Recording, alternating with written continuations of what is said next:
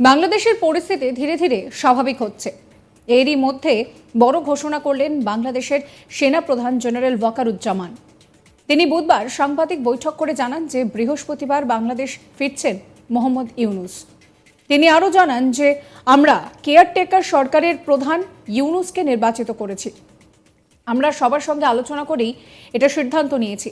আমি আশা করব উনি সবার থেকে সাহায্য করবেন। বিভিন্ন রটনা চলছে, তাতে কেউ কান দেবেন না। পুলিশের পুনর্গঠনের কাজ চলছে। সেনা, নৌ, বিমান বাহিনী জনগণের সঙ্গে আছে। আমরা সুন্দর ভবিষ্যৎ দিতে পারবো আশা রাখছি। আমরা বৃহস্পতিবার শপথ গ্রহণের চেষ্টা করছি। 400 লোকের উপস্থিতিতে আমরা শপথ গ্রহণের অনুষ্ঠান করব।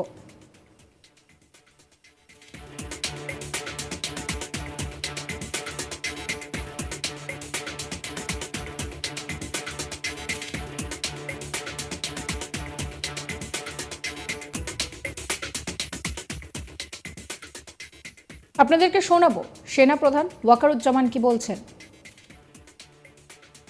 আমরা কেয়ারটেকার গভর্নমেন্টের প্রধান ডক্টর ইউনূসকে আমরা নির্বাচন করেছি অনেক আলোচনা করে। আমরা নিজেদের মধ্যে অনেক আলোচনা করেছি এবং সমস্ত রাজনৈতিক নেতৃবৃন্দের সাথে, স্টুডেন্ট কোঅর্ডিনেটরদের সাথে আলোচনা করেছি। আমার সাথে নেভি চিফ এবং এয়ার চিফ ওনারাও ছিলেন এবং মহামান্য রাষ্ট্রপতির সাথে আমরা আলোচনা করেছি এবং আলোচনা করে আমরা সর্বসম্মতভাবে সম্মত হয়েছে এবং ওনার কাছে প্রস্তাব দিয়েছি চিফ অ্যাডভাইজার ডক্টর ইউনূসকে করার জন্য এবং উনি এখন আমাদের চিফ অ্যাডভাইজার।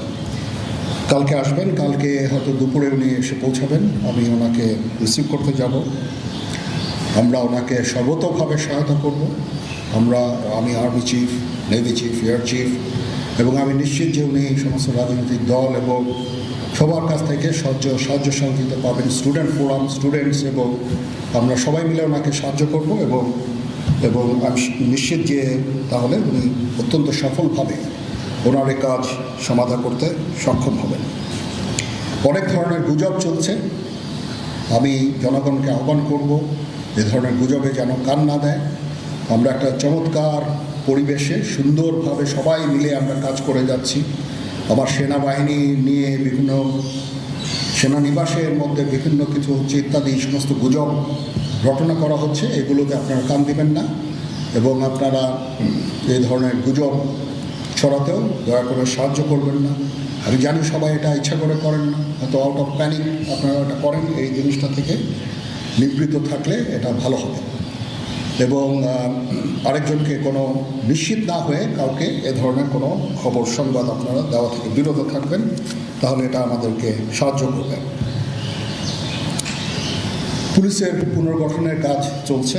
এখন পুলিশ প্রধান একজন নিয়োগ দেওয়া হয়েছে। আমি নিশ্চিত যে পুলিশের মনোবল আবার ফেরত আসবে এবং পুলিশ একটা প্রফেশনাল ফোর্স হিসাবে ভালোভাবে তাদের দায়িত্ব পালন করতে সক্ষম হবে। সর্বশেষে আমি আপনাদের নিশ্চিত করতে চাচ্ছি যে সেনাবাহিনী, নৌবাহিনী, বিমান বাহিনী সর্বদা জনগণের সাথে আছে এবং থাকবে এবং আমরা কাজ করে যাব, পাশাপাশি সবার সাথে মিলে কাজ করে যাব এবং আমরা একটা সুন্দর ভবিষ্যতের দিকে যেতে পারবো, ভবিষ্যতে পৌঁছাতে পারবো বলে আমি বিশ্বাস রাখি।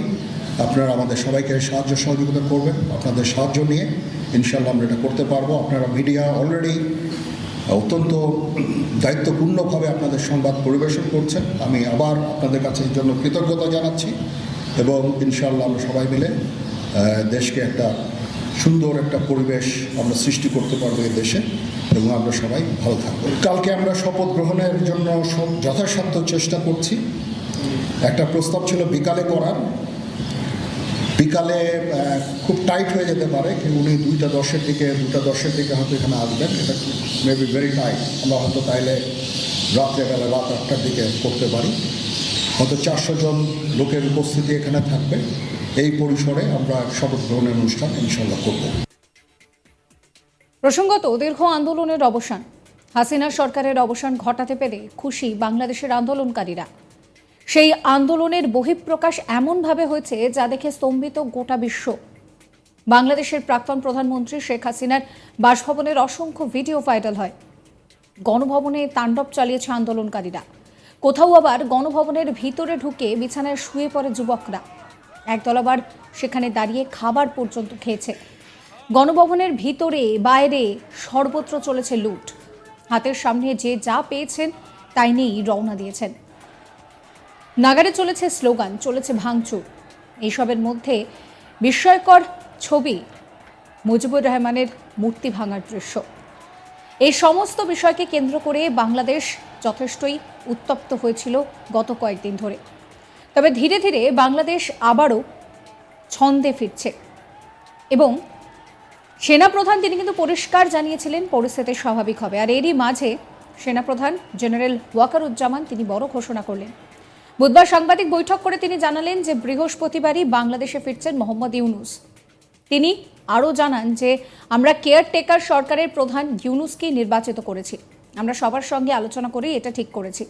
আমি আশা করব উনি সবাইকে সাহায্য করবেন। বিভিন্ন রটনা চলছে, তাতে কান দেবেন না। পুলিশ পুনর্গঠনের কাজ চালাচ্ছে, সেনা, নৌ, বিমান বাহিনী জনগণের সঙ্গে আছে। আমরা সুন্দর ভবিষ্যতে যেতে পারবো আশা করছি। আমরা বৃহস্পতিবার শপথ গ্রহণের জন্য চেষ্টা করছি। 400 লোকের উপস্থিতিতে শপথ গ্রহণ অনুষ্ঠান করা হবে। আপনাদের আরও একবার শোনাবো সেনাপ্রধান কি বলছেন। আমরা কেয়ারটেকার গভর্নমেন্টের প্রধান ডক্টর ইউনূসকে আমরা নির্বাচন করেছি অনেক আলোচনা করে। আমরা নিজেদের মধ্যে অনেক আলোচনা করেছি এবং সমস্ত রাজনৈতিক নেতৃবৃন্দের সাথে, স্টুডেন্ট কোঅর্ডিনেটরদের সাথে আলোচনা করেছি। আমার সাথে নেভি চিফ এবং এয়ার চিফ ওনারাও ছিলেন এবং মহামান্য রাষ্ট্রপতির সাথে আমরা আলোচনা করেছি এবং আলোচনা করে আমরা সর্বসম্মতভাবে সম্মত হয়েছে এবং ওনার কাছে প্রস্তাব দিয়েছি চিফ অ্যাডভাইজার ডক্টর ইউনূসকে করার জন্য এবং উনি এখন আমাদের চিফ অ্যাডভাইজার। কালকে আসবেন, কালকে হয়তো দুপুরে উনি এসে পৌঁছাবেন। আমি ওনাকে রিসিভ করতে যাব। আমরা ওনাকে সর্বতোভাবে সহায়তা করব। আমি army chief, navy chief, air chief এবং আমি নিশ্চিত যে উনি সমস্ত রাজনৈতিক দল এবং সবার কাছ থেকে সাহায্য সহযোগিতা পাবেন। স্টুডেন্ট ফোরাম, স্টুডেন্টস এবং আমরা সবাই মিলে ওনাকে সাহায্য করব এবং আমি নিশ্চিত যে তাহলে উনি অত্যন্ত সফলভাবে ওনার এই কাজ সমাধা করতে সক্ষম হবেন। অনেক ধরনের গুজব চলছে। আমি জনগণকে আহ্বান করব এ ধরনের গুজবে যেন কান না দেয়। আমরা একটা চমৎকার পরিবেশে সুন্দরভাবে সবাই মিলে আমরা কাজ করে যাচ্ছি। আমার সেনাবাহিনী নিয়ে বিভিন্ন সেনানিবাসের মধ্যে বিভিন্ন কিছু হচ্ছে ইত্যাদি সমস্ত গুজব রটনা করা হচ্ছে। এগুলোকে আপনারা কান দিবেন না এবং আপনারা এই ধরনের গুজব ছড়াতেও দয়া করে সাহায্য করবেন না। আমি জানি সবাই এটা ইচ্ছা করে করেন না। হয়তো সাবস্ক্রাইব করবেন আজ তাক বাংলার ইউটিউব চ্যানেলকে, ফলো করবেন হোয়াটসঅ্যাপ চ্যানেলও।